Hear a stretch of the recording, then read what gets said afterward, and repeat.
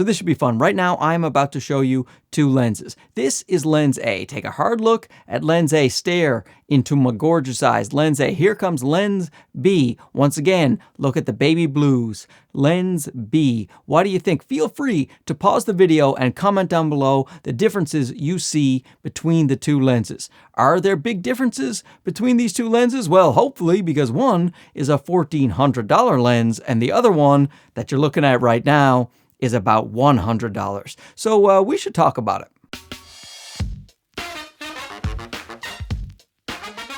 So big thanks to TTArtisans for sending over the 23mm 1.4 for testing. I get really excited about budget lenses that can give you good quality, and TTArtisans consistently comes out with lenses that give you good quality. Now, they are all manual lenses, which means there's no electronics talking to the camera, so you're not going to get things like the lens corrections in the camera, and you're also not going to get any autofocus. And the Sony autofocus is a big reason people like to use Sonys, myself included, so you're not going to get that, but you don't always need that. For something like this, a talking headshot, you can just manually focus like I did right now, and now I have a 1.4 lens here in Handsome Studios, and you can also use this for photos. No, it is not a 24mm G Master, but we're talking about $100 lens. Maybe you don't use the 24mm focal length a lot and you just want to have one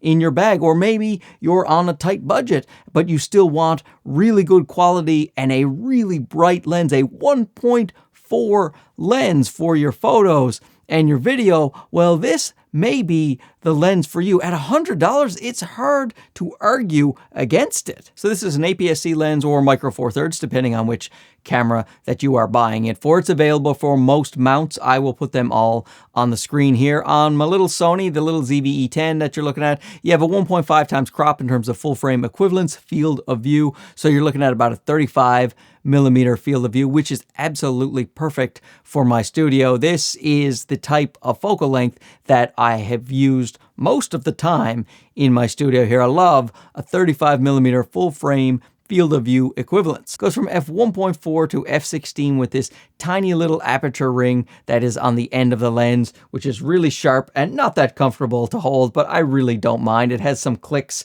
which I like. Its closest focusing distance is 20 centimeters, which isn't bad at all for a 23mm focal length. It has 8 elements in 6 groups, 10 diaphragm blades, and it weighs about 222 grams, a tiny little lightweight lens. It's got a good build quality. It is all metal. It looks really great on my little ZV-E10, and the focus ring, it turns so smoothly. The lens goes in and out a little bit as you turn the focus ring. Nice and smooth. I really like the focus ring, and I like the build quality, and I like the way it looks. It's a fashionable, handsome lens, wouldn't you say? Now, while I think this lens is an absolute banger in terms of video, as long as you don't mind manually focusing, I also did test it out for some photography, and I tell you, I like the pictures that it takes. Once again, as long as you're comfortable manually focusing, you can get a really nice shallow depth of field. I like the bokeh. It is not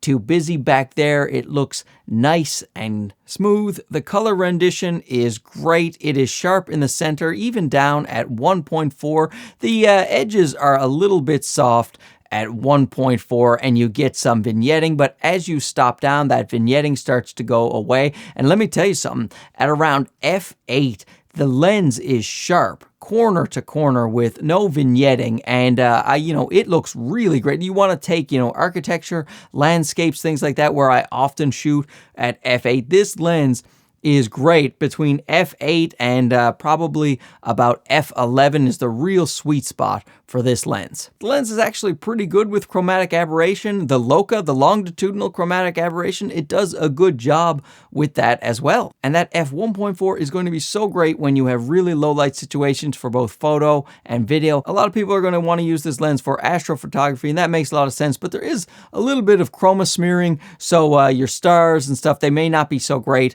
at 1.4. You may want to go down to maybe an f2, and then that will help with the chroma smearing when you're trying to take those nighttime starry photographs. It's got a 43mm filter thread, which is not your most typical size, but you can get filters certainly that fit a 43mm filter thread. Now you are going to see some flaring and some artifacts when you shoot lights directly into the lens. You'll see some halo, things like that. So if you plan to shoot street lights specifically on your lens, that's your main bag, shooting street lights, then this lens is probably not the one you'll want to use. Now there is some noticeable focus breathing, so if you plan to do a lot of focus pulls in video, you'll probably notice the screen moving in and out a little bit. And if you plan to do a bunch of focus stacking in post for photos, then you're going to have to make adjustments for that as well. But overall, you get a well-built lens that has a 1.4 aperture that is optically